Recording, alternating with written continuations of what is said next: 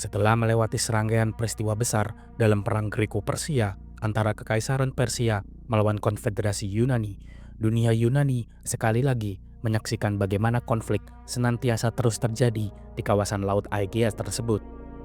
Konflik yang terjadi tepatnya setelah Liga Delian atau Liga Delios terbentuk dan terjadi perpecahan di antara dua kekuatan utama dari dunia Yunani. Perang yang kelak akan dikenal sebagai Perang Peloponnesos. Perang Peloponnesos merupakan salah satu konflik terbesar dalam sejarah Yunani kuno yang berlangsung antara tahun 431 hingga tahun 444 sebelum Masehi. Perang ini melibatkan dua kekuatan utama dunia Helenistik pada masa tersebut, yakni Liga Delios yang dipimpin oleh Athena dan juga Liga Peloponnesia yang dipimpin oleh Sparta. Kedua blok kekuatan tersebut mewakili dua model politik, ekonomi, dan juga militer yang berbeda yang sejak pertengahan abad ke-5 sebelum Masehi terus berada dalam kondisi hubungan yang tidak stabil. Ketegangan yang meningkat pasca berakhirnya Perang Persia ditambah dengan persaingan pengaruh di berbagai polis Yunani berhasil menciptakan lingkungan yang mudah untuk berubah dan dalam perkembangannya menjadi sebuah konflik terbuka. Narasi mengenai Perang Peloponnesos banyak bersumber dari karya-karya sejarawan Yunani seperti Thukydides yang menyajikan rekaman sistematis mengenai latar belakang, jalannya peperangan, serta konsekuensinya. Melalui serangkaian catatannya dapat dilihat bahwa perang tersebut tidak muncul secara tiba-tiba, melainkan melalui rangkaian peristiwa yang berhasil menunjukkan ketidakselarasan kepentingan di antara Athena dan juga Sparta. Pada kesempatan kali ini, kita akan membahas peristiwa Perang Peloponnesos agar memberikan gambaran secara luas mengenai bagaimana kompetisi di antara kekuatan besar di dunia kuno Yunani dapat berkembang menjadi perang panjang yang mengubah struktur politik regional. Setelah berakhirnya Perang Persia pada awal abad ke-5 sebelum Masehi, dunia Yunani memasuki sebuah masa baru yang ditandai oleh perubahan besar dalam hubungan politik di antara para polis. Kemenangan atas Persia mengangkat kebanggaan kolektif bangsa Yunani, akan tetapi kemenangan tersebut pun juga meninggalkan sebuah situasi yang tidak stabil. Kota-kota polis Yunani mulai membenahi struktur keamanan mereka masing-masing karena ancaman Persia masih dianggap belum sepenuhnya hilang. Dalam kondisi seperti itulah terbentuk sebuah sistem keamanan baru yang mempengaruhi arah perkembangan politik di seluruh kawasan Yunani. Kota Athena pun muncul sebagai kekuatan dominan setelah berhasil membentuk Liga Delios, sebuah aliansi maritim yang bertujuan untuk menjaga keamanan dari ancaman Persia. Liga ini pada awalnya merupakan bentuk kerjasama sukarela antara puluhan polis di kawasan Laut Aegea. Namun dengan seiring berjalannya waktu, kontribusi keuangan dan juga militer yang pada awalnya bersifat kolektif berubah menjadi sistem yang lebih terpusat.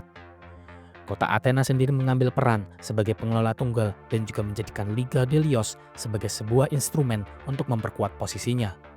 Perubahan struktural ini pun membuat banyak anggota merasa kehilangan otonominya, meskipun bagi Athena, konsolidasi Liga Delios diperlukan untuk menjaga keamanan maritim dari dunia Yunani.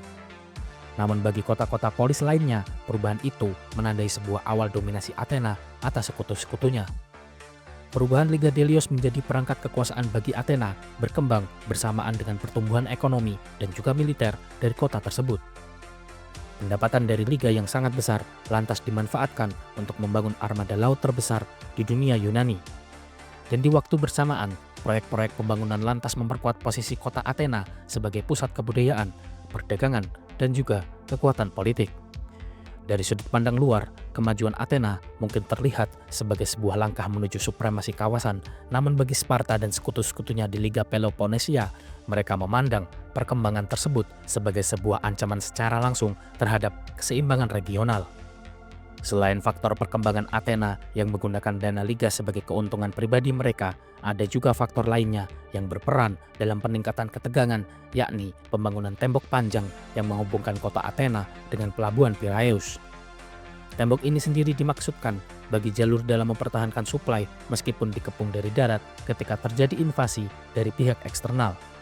Namun bagi Sparta yang mengandalkan kekuatan daratnya, pembangunan tembok ini merupakan sebuah keuntungan strategis nyata dan besar bagi Athena dan juga memperbesar kekhawatiran mereka bahwa Athena dapat bertahan dalam sebuah konflik besar sambil tetap mengontrol jalur perdagangan laut sehingga membuat Sparta semakin waspada.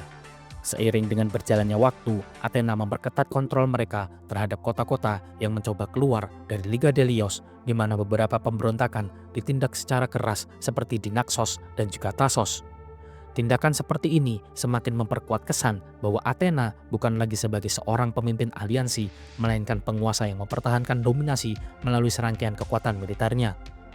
Sparta dan negara-negara sekutunya lantas memandang pola tersebut sebagai bentuk imperialisme yang bertentangan dengan nilai tradisional otonomi polis Yunani.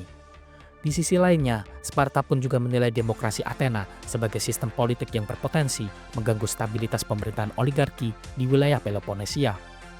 Pertumbuhan pengaruh Athena tidak hanya terjadi dalam hal militer saja, namun juga dalam bidang ideologi, di mana banyak polis kecil yang tertarik pada model demokrasi yang bagi Sparta dipandang sebagai sebuah ancaman internal. Perbedaan ideologis di antara demokrasi Athena dan juga oligarki Sparta justru semakin memperdalam ketegangan di antara keduanya. Bagi Athena, penyebaran nilai-nilai demokrasi merupakan bagian dari ekspansi pengaruh politik mereka, sementara bagi Sparta, penyebaran tersebut seringkali dianggap sebagai sebuah upaya untuk merongrong tatanan sosial dan juga politik yang telah lama menjadi dasar stabilitas negara-negara kawasan Peloponnesia.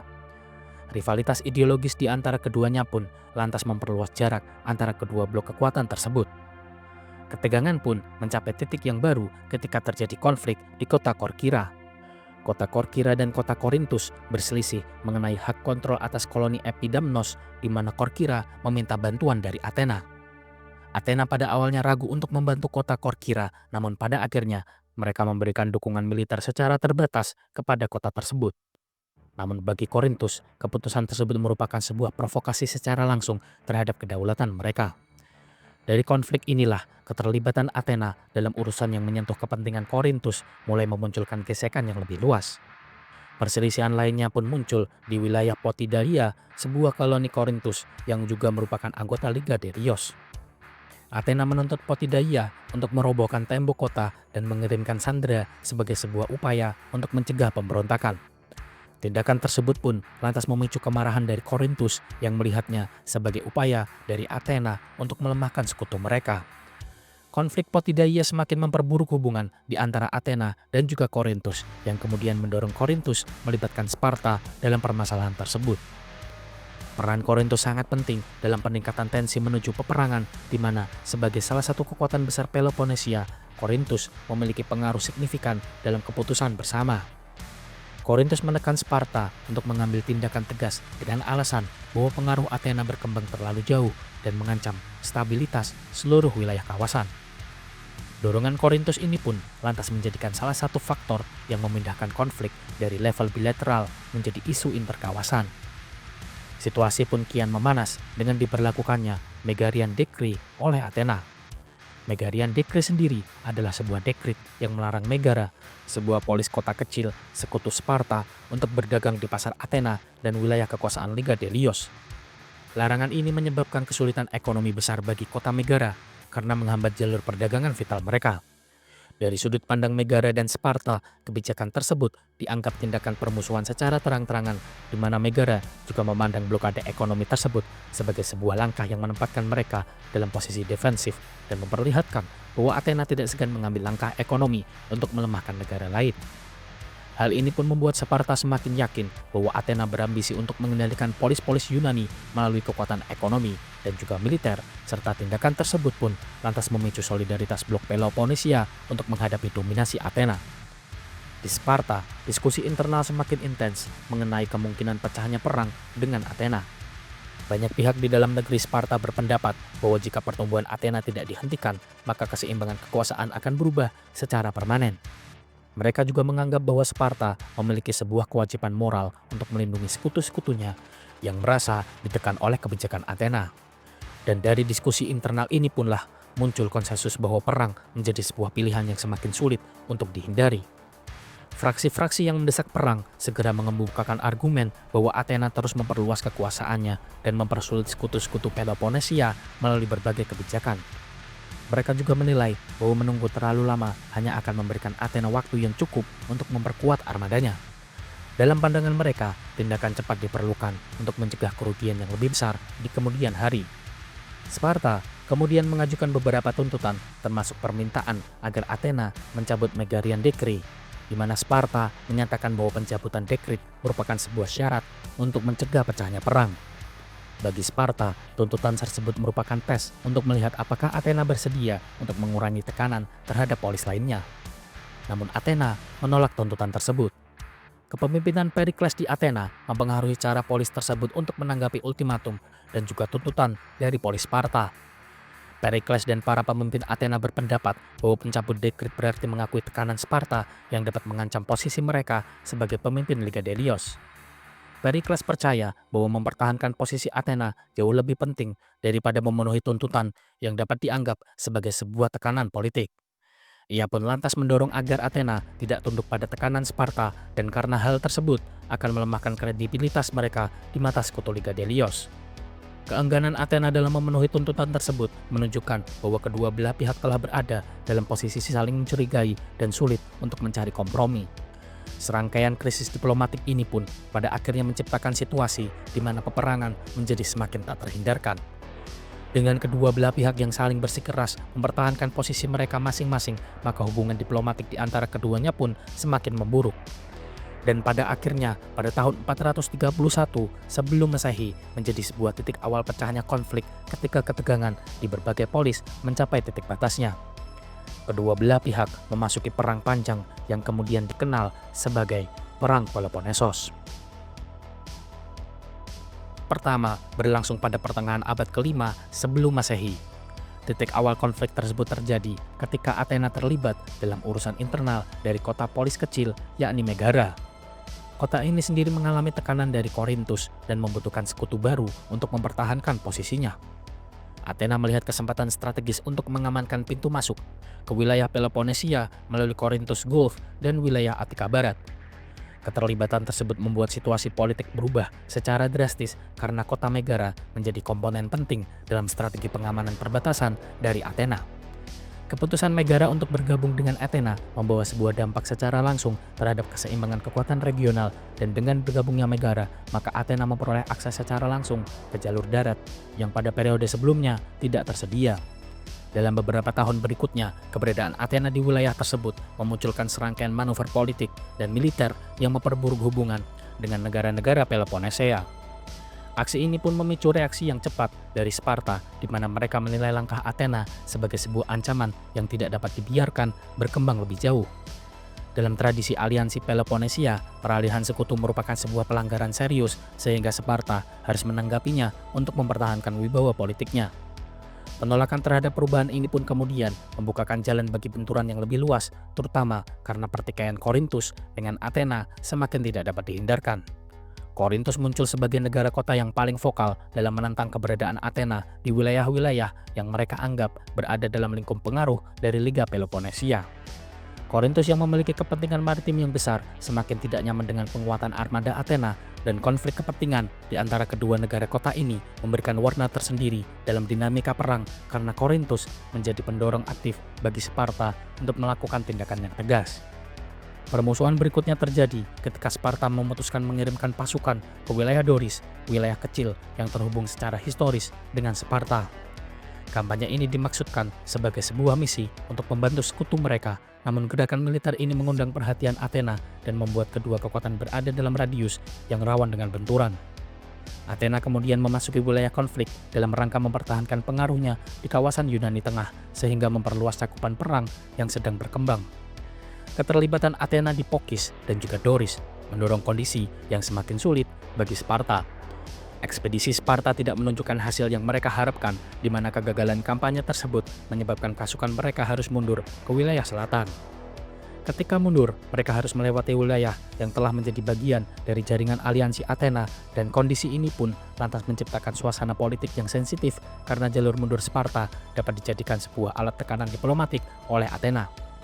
Athena memanfaatkan peluang tersebut untuk memblokir jalan pulang dari pasukan Sparta. Tindakan ini tidak semata-mata kepatuhan militer, tetapi juga manuver politik yang memperlihatkan bagaimana Athena berusaha untuk menegaskan dominasinya. Dalam situasi tersebut, keputusan-keputusan politik dari pihak Sparta harus mempertimbangkan rasio konfrontasi secara langsung yang bisa merugikan kedua belah pihak. Manuver ini pun menjadi salah satu episode paling penting yang berhasil memperlihatkan bagaimana perang berkembang bukan hanya melalui pertempuran besar, tetapi juga melalui tekanan strategis. Dalam dinamika hubungan kedua negara, keputusan Sparta beberapa tahun sebelumnya untuk menolak bantuan Athena, khususnya ketika terjadi gempa besar dan juga pemberontakan Helot, masih membekas kuat dalam ingatan mereka. Penolakan tersebut memperlihatkan ketidakpercayaan Sparta terhadap niat Athena, dan pada saat itu Sparta menilai kehadiran pasukan Athena justru berpotensi merusak stabilitas internal dari Sparta. Dampak penolakan tersebut pun kemudian mempengaruhi sikap Athena dalam menghadapi Sparta. Keengganan Sparta menerima bantuan yang dianggap sebagai sebuah penghinaan politik dan juga situasi tersebut pun kemudian berkontribusi terhadap kemunculan kebijakan Athena yang lebih tegas dan juga agresif dalam berurusan dengan Liga Peloponnesia. Ketegangan yang memuncak kemudian memunculkan pertempuran besar pertama antara Athena dan juga aliansi Peloponnesia, yaitu Pertempuran Tanagra yang terjadi pada tahun 457 sebelum Masehi. Pasukan Sparta dan sekutunya bertemu dengan pasukan Athena di wilayah Boeotia, di mana pertempuran ini menjadi titik balik awal bagi eskalasi konflik terbuka antara dua blok kekuatan yang sebelumnya masih berada dalam serangkaian ketegangan yang berjalan secara tidak langsung. Hasil pertempuran Tanagra memberikan kemenangan kepada Sparta, tetapi kemenangan tersebut tidak lantas menjadi akhir dari perang di antara keduanya. Athena pun segera menyusun ulang strategi militernya. Mereka menyadari bahwa kekalahan di pertempuran besar tidak secara otomatis menghilangkan peluang untuk merebut inisiatif melalui operasi lanjutan yang lebih besar dan juga terencana. Beberapa bulan setelah Tanagra, Athena berhasil memenangkan pertempuran Kinopita, di mana kemenangan ini memberikan sebuah momentum yang penting bagi Athena untuk memperkuat pengaruhnya di wilayah Boeotia. Kemenangan ini pun juga memperlihatkan bahwa kondisi perang sangat dinamis dan tidak hanya bergantung pada satu pertempuran besar. Pengaruh Athena di Boeotia pun pada akhirnya meningkat dengan pesat pasca perang Kinopita.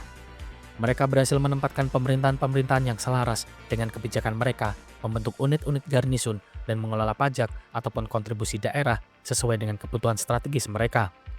Fase ini pun merupakan fase konsolidasi yang berhasil memperkuat jaringan kontrol Athena di wilayah daratan. Di sektor maritim, Athena berhasil memperluas pengaruhnya ke wilayah Algina dan mengamankan jalur laut di Teluk Saronik. Penguasaan jalur laut tersebut pun penting bagi kelangsungan perdagangan dan juga suplai Athena, di mana ketergantungan Athena pada wilayah maritim ini membuat mereka sangat fokus pada pengamanan pulau-pulau dan juga pelabuhan strategis. Proses pengepungan Algina berlangsung dengan signifikan dalam strategi Athena. Algina yang sebelumnya menjadi pesaing maritim Athena akhirnya menyerah dan dipaksa untuk membayar upeti. Kekalahan Algina memperkuat hegemoni maritim Athena dan mempersempit ruang gerak bagi Korintus. Kekuatan Athena di Boeotia kemudian menghadapi tantangan baru ketika terjadi pemberontakan pada tahun 447 sebelum Masehi. Pemberontakan ini sendiri dipicu oleh perubahan politik internal serta penolakan terhadap intervensi Athena, dan lantas pemberontakan ini pun menandai berakhirnya fase ekspansi Athena di wilayah daratan Yunani. Boeotia pun pada akhirnya berhasil mengalahkan Athena dalam pertempuran Koronaria, dan kemenangan ini pun menyebabkan pasukan Athena terpaksa ditarik dari Boeotia. Pertempuran Koroneria lantas menjadi sebuah peristiwa penting yang membalikan hasil-hasil ekspansi Athena sebelumnya di wilayah tersebut. Penarikan Athena dari wilayah Boeotia mengakibatkan berkurangnya pengaruh mereka di wilayah Yunani bagian tengah.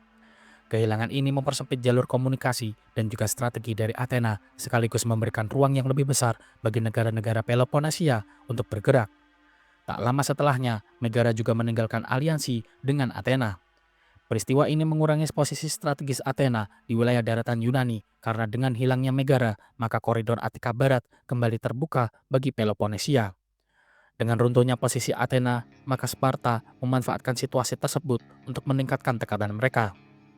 Mereka menyusun strategi baru berdasarkan keadaan melemahnya jaringan sekutu Athena, dan hal ini pun menjadi awal dari fase restrukturisasi pengaruh Sparta di wilayah yang sebelumnya berada dalam lingkup kontrol Athena. Athena yang menghadapi kehilangan Boeotia dan juga Megara mulai mengurangi operasi militernya di kawasan tersebut. Fokus mereka kini berubah dan beralih pada pertahanan internal serta konsolidasi kekuatan. Pengurangan aktivitas ini bukan sebuah tanda untuk menyerah, tetapi langkah realistis untuk menjaga stabilitas internal mereka. Pemberontakan Euboea berikutnya menambah tekanan baru bagi Athena. Euboea merupakan wilayah penting secara ekonomi dan juga strategis, dan pemberontakan di wilayah tersebut berhasil memperlihatkan betapa rentannya sistem kendali Athena setelah serangkaian kekalahan. Sparta pun memanfaatkan keadaan ini dengan melakukan invasi secara langsung ke wilayah Attika. Invasi ini menempatkan Athena dalam posisi yang sulit karena mereka harus menangani dua masalah besar pada waktu yang bersamaan. Situasi di dua front membuat Athena terpaksa melakukan negosiasi, dan di lain sisi, Sparta juga tidak dalam posisi yang menguntungkan untuk melakukan kampanye militer jangka panjang. Kelelahan logistik dan juga politik membuat kedua negara menyadari bahwa keberlanjutan perang akan merugikan keduanya. Negosiasi di antara keduanya pun pada akhirnya menghasilkan perjanjian 30 tahun yang terjadi pada tahun 445 sebelum Masehi. Perjanjian ini mengatur hubungan antara Athena dan juga Sparta, termasuk mekanisme penyelesaian sengketa serta pembagian pengaruh politik. Perjanjian 30 tahun menandai berakhirnya Perang Peloponnesos pertama, dan kedua belah pihak kembali ke posisi yang lebih terkendali sambil menyimpan ketegangan yang nantinya akan memicu perang besar berikutnya. Perang Peloponnesos kedua bermula ketika hubungan antara Athena dan juga Sparta kembali mencapai titik ketegangan tertinggi pada tahun 431 sebelum Masehi. Insiden kecil di wilayah-wilayah sekutu, konflik diplomatik yang tidak tertangani, serta meningkatnya kecemasan Sparta terhadap ekspansi kekuatan maritim Athena pada akhirnya menghasilkan keputusan untuk berperang. Pecahnya konflik bukanlah hasil dari satu sebab tunggal, melainkan kumpulan keadaan yang memperlihatkan ketidakselarasan kepentingan di antara kedua negara kota-kota Yunani. Pada tahap awal, Sparta mengambil langkah ofensif dengan melakukan invasi secara langsung ke wilayah Attika. Strategi ini pun berakar pada kekuatan utama mereka sebagai sebuah negara yang memiliki pasukan infanteri berat profesional, dan mereka bermaksud memaksa Athena yang secara ekonomi bergantung pada daerah pedalaman Attika untuk bertempur secara terbuka. Namun strategi ini tidak menghasilkan efek yang diinginkan karena Athena tidak memberikan perlawanan secara langsung, dan di bawah arahan Perikles, Athena lebih memilih untuk mengevakuasi penduduk ke dalam kota dan bertahan di balik tembok panjang, serta mengandalkan kekuatan laut untuk mempertahankan suplai serta menekan wilayah-wilayah sekutu Sparta melalui serangkaian operasi laut. Strategi bertahan Perikles berjalan stabil pada awalnya, namun wabah yang melanda Athena mengubah jalannya perang secara signifikan. Wabah ini pun menyebar dengan cepat di kota yang padat akibat pengungsian massal dan menyebabkan kematian puluhan ribu warga, termasuk banyak prajurit dan juga tokoh penting. Bahkan Perikles sendiri tidak lolos dari wabah tersebut dan pada akhirnya meninggal karenanya. Hilangnya pemimpin yang memegang kebijakan strategis jangka panjang mengubah dinamika internal Athena dan lantas membukakan ruang bagi perubahan arah strategi yang sebelumnya stabil di bawah satu figur sentral. Setelah wafatnya Perikles, Athena mengalami perubahan dalam strategi politik dan juga militer karena munculnya faksi-faksi yang berbeda pandangan. Di tengah ketidakstabilan tersebut, Athena memperoleh kemenangan penting di wilayah Pylos dan juga Sphacteria. Sebuah kemenangan yang berhasil menunjukkan kemampuan maritim Athena yang unggul serta berhasil memperlihatkan bahwa Sparta pun rentan karena sekelompok hoplitas Sparta tertangkap hidup-hidup, sesuatu yang jarang terjadi dan memukul reputasi militer mereka. Penangkapan tersebut pun meningkatkan posisi tawar Athena dalam berbagai perundingan karena mereka memiliki sandera yang sangat bernilai bagi Sparta. Sementara itu, Sparta mulai mengubah pendekatannya, di mana mereka mengirim Brasidas, seorang jenderal dengan kemampuan diplomasi dan juga strategis yang berbeda dari para pemimpin Sparta sebelumnya. Brasidas bergerak menuju wilayah Trakia dan Kalkidike, daerah yang memiliki nilai strategis tinggi karena lokasi penting seperti Amphipolis berada di sana. Kehadiran Jenderal Brasidas mendorong banyak kota untuk melepaskan diri dari pengaruh Athena berkat perpaduan persuasi politik dan juga operasi militer yang cepat. Amphipolis menjadi pusat pertarungan karena secara signifikan sebagai kota penghasil kayu untuk pembuatan kapal dan sebagai pintu gerbang secara langsung memasuki wilayah Trakia. Pertempuran di Amphipolis kemudian menewaskan dua figur penting, yakni Brasidas sendiri dari pihak Sparta dan juga Kleon dari pihak Athena.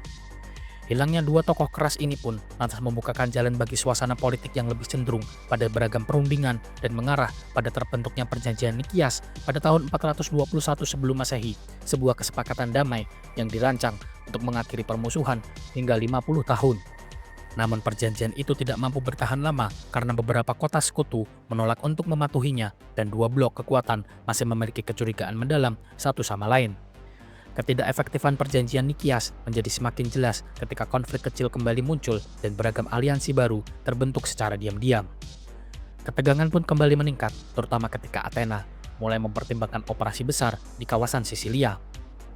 Ekspedisi ini sendiri dimulai pada tahun 415 sebelum Masehi yang didorong oleh serangkaian gabungan faktor ekonomi, ambisi politik, dan juga kalkulasi strategis yang berlebihan. Alkibiades, seorang tokoh politik Athena yang energik, menjadi salah satu pendorong utama dari ekspedisi tersebut. Namun ia kemudian menghadapi tuduhan politik dan memilih untuk melarikan diri ke Sparta dan memberikan pengetahuan dan juga saran strategis kepada musuh lamanya tersebut. Penarikan Alkibiades berdampak luas pada jalannya peperangan.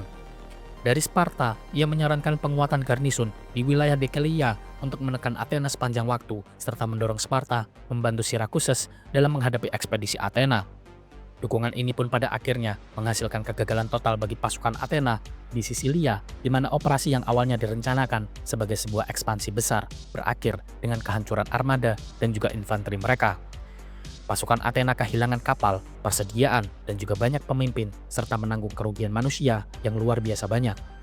Kekalahan di Sisilia pun lantas mempengaruhi keseluruhan basis kekuatan Athena, terutama angkatan lautnya. Armada yang hancur membuat mereka tidak dapat mempertahankan kontrol atas wilayah jauh dan memberikan kesempatan bagi Sparta dan juga sekutu-sekutunya untuk melancarkan sebuah tekanan baru.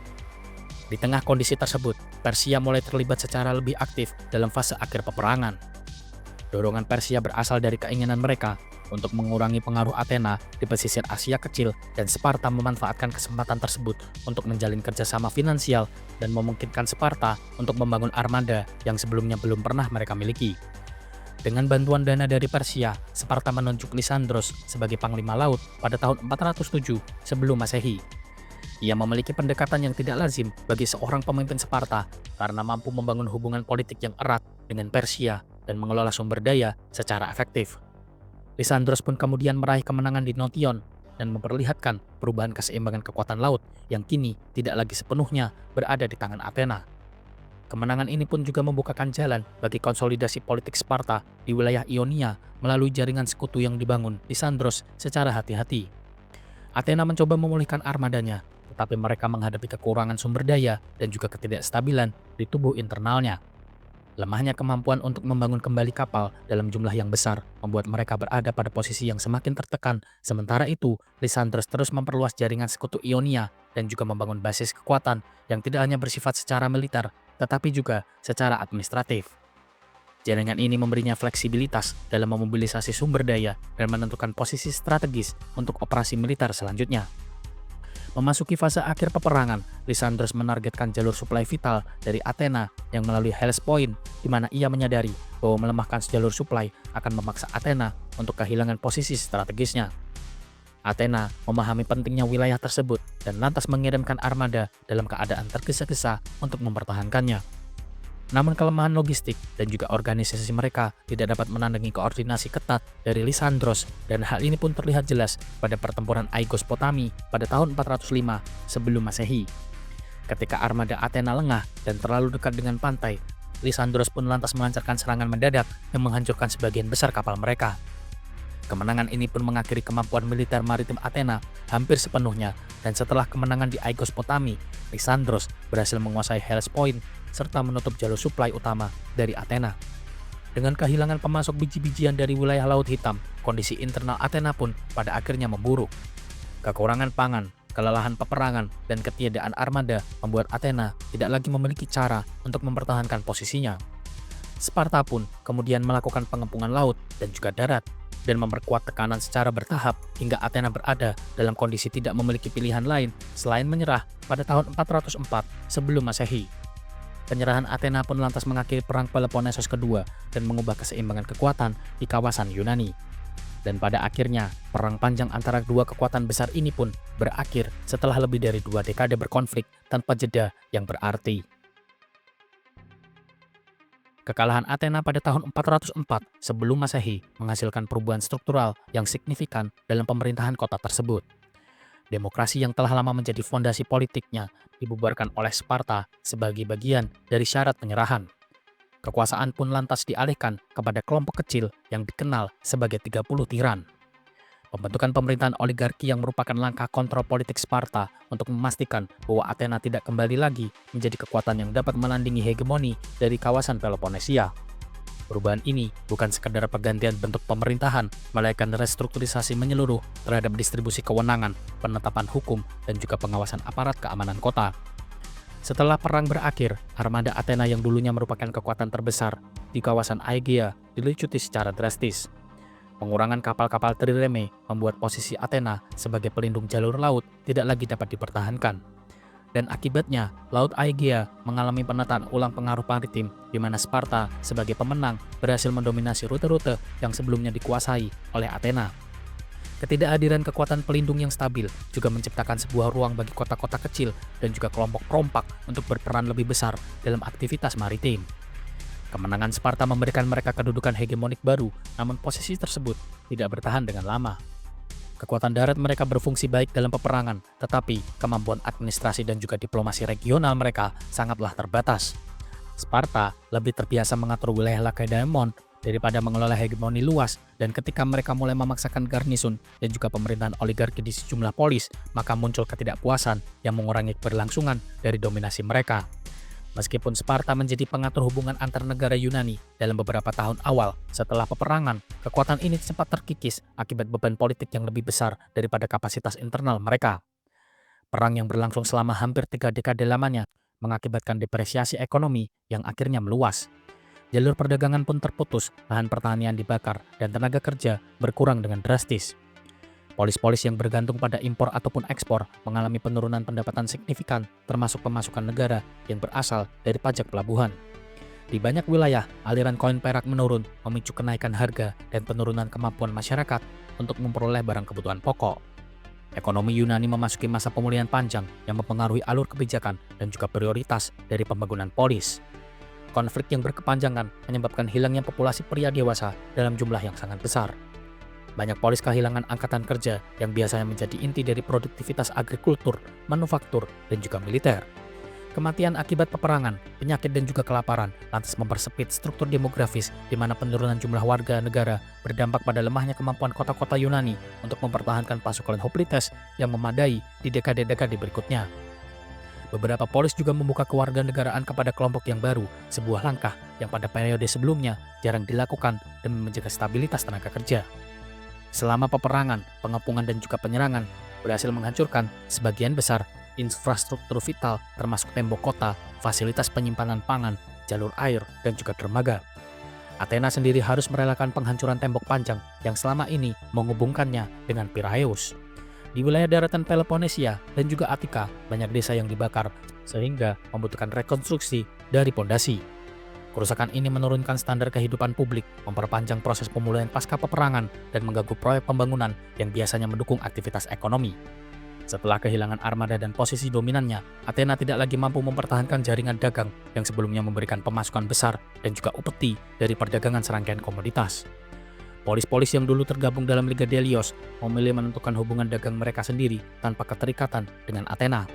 Kemandirian ini mengurangi kemampuan Athena untuk mengendalikan tarif pelabuhan, pasokan gandum dari Laut Hitam, serta arus perak dari pulau-pulau Aegea. Melemahnya hubungan dagang juga berpengaruh pada hilangnya keunggulan Athena sebagai pusat komersial regional.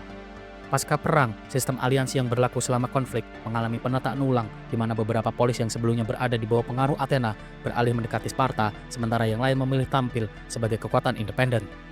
Perubahan ini menciptakan peta kekuatan baru yang tidak lagi terpusat pada 2 blok besar. Thebes, Korintos, dan juga Argos mulai memanfaatkan situasi untuk memperluas pengaruh mereka secara geopolitik. Keadaan ini pun menghasilkan lingkungan politik yang multipolar yang lebih rumit daripada konfigurasi sebelum peperangan. Persia pun juga memanfaatkan hasil perang untuk memperkuat kendali atas wilayah-wilayah Ionia dan juga pesisir Asia Kecil. Dengan membantu Sparta dalam perang, Persia memperoleh posisi tawar tinggi di mana mereka menegosiasikan perjanjian yang mengembalikan sejumlah kota Yunani di wilayah Asia Kecil ke dalam kekuasaan Persia. Dominasi Persia di wilayah tersebut pun semakin menguat karena Yunani tidak lagi memiliki kekuatan maritim yang bersatu yang mampu menentang pengaruhnya. Penguatan ini pun membukakan jalan bagi Persia untuk memainkan peranan diplomatik lebih dalam urusan internal Yunani. Meskipun Athena tetap mempertahankan tradisi intelektualnya, namun perang yang berkepanjangan mempengaruhi lingkungan budaya dan juga ritme kegiatan akademik. Anggaran negara yang sebelumnya dialokasikan untuk teater, pendidikan, dan festival pun kini berkurang dengan drastis, di mana banyak pemikir, retor, dan juga seniman mengalami perubahan keadaan sosial yang membuat aktivitas mereka berhambat. Selain itu, situasi politik yang tidak stabil pada masa 30 tiran menyebabkan pengawasan ketat terhadap diskusi publik, mengurangi ruang kebebasan intelektual yang pada periode sebelumnya menjadi sebuah ciri khas dari Athena. Ketidakstabilan yang terjadi setelah perang pun memunculkan ketegangan sosial di banyak polis, di mana pergantian pemerintahan secara mendadak, konflik internal, dan juga pengusiran penduduk menyebabkan pecahnya solidaritas sosial. Perpecahan antara kelompok pendukung demokrasi dan juga oligarki pun terjadi secara luas, di mana ketidakpastian hukum yang muncul pada masa transisi menurunkan rasa aman masyarakat, di mana banyak warga harus beradaptasi dengan aturan baru yang mengubah struktur sosial yang telah lama mereka kenal. Dengan kemenangan Sparta, banyak polis dipaksa untuk mengadopsi bentuk pemerintahan oligarki sebagai bagian dari restrukturisasi politik. Model Dekarkies, yakni pemerintahan yang terdiri dari 10 orang yang setia kepada Sparta, diterapkan di berbagai kota. Pergeseran ini pun mengubah dinamika pengambilan keputusan yang pada periode sebelumnya lebih demokratis di sejumlah polis, namun implementasi sistem oligarki ini memunculkan ketegangan lokal karena seringkali bertentangan dengan tradisi politik dari polis-polis tersebut. Meskipun Athena akhirnya memulihkan demokrasi setelah kejatuhan 30 tiran, namun institusi demokrasi mereka tidak lagi berada pada posisi yang sama seperti sebelum peperangan. Kerusakan ekonomi dan juga tekanan sosial mengubah pola dari partisipasi warga, di mana sumber daya negara tidak lagi mampu mendukung program-program yang memperkuat praktik demokratis seperti kompensasi bagi warga yang hadir dalam sidang dewan. Trauma politik akibat rezim oligarki membuat sebagian warga lebih memilih berhati-hati dalam menyuarakan pandangan dan juga politik. Sparta mungkin memenangkan perang, tetapi kemenangan tersebut melelahkan sistem militer mereka. Pasukan Hoplites yang menjadi inti kekuatan mereka mengalami kekurangan jumlah setelah bertahun-tahun konflik tersebut. Selain itu, keterlibatan dalam urusan luar negeri secara intensif memaksa Sparta untuk mengalokasikan pasukan ke berbagai wilayah Yunani yang bertentangan dengan model militer internal mereka yang terpusat di wilayah Lakedaemon. Ketergantungan pada bantuan Persia pun juga membuat Sparta tidak sepenuhnya mandiri dalam proyeksi militernya. Setelah peperangan, wilayah Hellespontus tidak lagi berada di bawah perlindungan satu kekuatan dominan, di mana hilangnya armada Athena meningkatkan kerentanan jalur-jalur laut terhadap gangguan, di mana kapal dagang menghadapi resiko lebih besar dari perompak dan intervensi militer secara sporadis. Situasi ini pun mengurangi kestabilan suplai gandum ke wilayah polis-polis Yunani yang bergantung pada impor, sehingga menambah tekanan ekonomi pasca peperangan. Thebes menjadi salah satu kota yang paling diuntungkan dari ketidakstabilan pasca peperangan. Dengan melemahnya Athena dan ketidakmampuan Sparta dalam mempertahankan dominasinya, Thebes memperoleh kesempatan untuk memperluas pengaruh regionalnya, di mana reorganisasi militer mereka yang kemudian menghasilkan Sacred Band berkembang dalam situasi yang terbuka setelah Perang Peloponnesos. Kota ini perlahan-lahan membentuk posisi strategis yang memungkinkan mereka untuk menantang Sparta pada dekade-dekade berikutnya. Sparta pun juga menghadapi tantangan internal setelah berhasil menguasai Yunani. Banyak elit Sparta tidak sepakat mengenai bagaimana mengelola wilayah jajahan mereka dan juga kota-kota klien mereka. Pengelolaan yang tersebar dan tidak efisien lantas menciptakan ketegangan antar pemimpin, dan selain itu, tuntutan untuk mempertahankan garnison di berbagai polis membebani sumber daya manusia Sparta yang jumlahnya sangatlah terbatas. Ketidakmauan warga negara Sparta untuk terus terlibat dalam urusan luar negeri memperlemah stabilitas internalnya. Masyarakat Yunani secara umum mengalami penurunan kualitas hidup selama dan setelah peperangan. Blokade terhadap Athena menyebabkan kelangkaan pangan yang mempengaruhi semua lapisan masyarakat, di mana penghancuran lahan-lahan pertanian memerlukan waktu yang panjang untuk dipulihkan, sehingga masyarakat pedesaan mengalami kesulitan ekonomi berkepanjangan. Banyak keluarga kehilangan anggota rumah tangganya yang menjadi sumber pendapatan utama dan meningkatkan jumlah warga miskin dan juga pengungsian. Generasi yang hidup pada masa perang mengalami kelelahan mental akibat konflik yang tidak berkesudahan, di mana kepercayaan publik terhadap kepemimpinan politik menurun di banyak polis. Pengalaman kekalahan, kehancuran, dan konflik internal meningkatkan sikap sinis terhadap stabilitas politik Yunani secara keseluruhan. Perang ini pun juga memunculkan perdebatan filosofis baru mengenai keadilan, kekuasaan, dan juga hukum yang tampak dalam karya-karya intelektual Yunani yang hidup pada periode tersebut. Dampak jangka panjang dari Perang Peloponnesos membuka situasi geopolitik yang rapuh, tidak ada polis yang mampu memulihkan hegemoni stabil, sementara kota-kota besar kehabisan sumber daya akibat konflik yang berkepanjangan. Fragmentasi politik yang terjadi menghalangi upaya rekonsiliasi regional maupun pembangunan kekuatan pertahanan kolektif. Ketika Makedonia di bawah Raja Filipus II memperkuat militernya dan melakukan diplomasi agresif, Yunani tidak berada dalam posisi untuk menahan ekspansi tersebut. Hal tersebut pun terjadi akibat lemahnya struktur politik, ekonomi, dan juga sosial pasca peperangan yang lantas menjadi faktor penting yang memudahkan Makedonia untuk mengambil alih kendali regional dan menjadi kekuatan dominan di periode selanjutnya di bawah kepemimpinan Alexander the Great.